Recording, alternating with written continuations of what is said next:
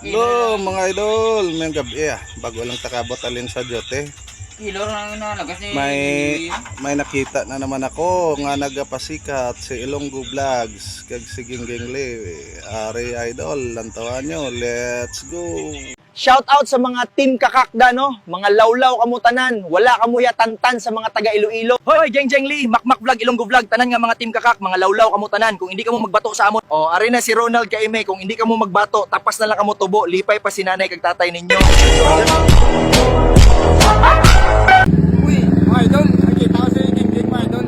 Kamusta ako na to sabi sa kung anong natamo si Lilo? Kaya ba yung mga lawlaw ko na taga Lilo? Kusaw?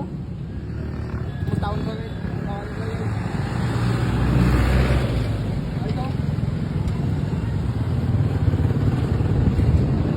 Ay, sari si King ngayon to. Sa Lilo gali. Serino?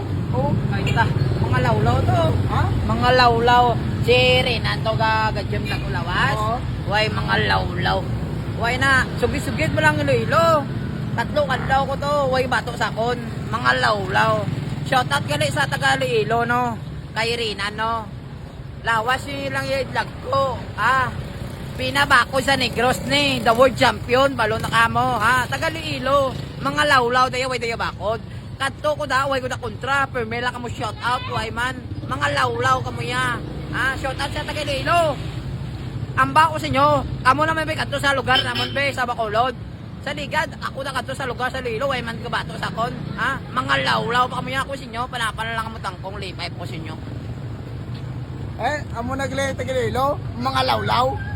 Miss act na lang mo ka, oy.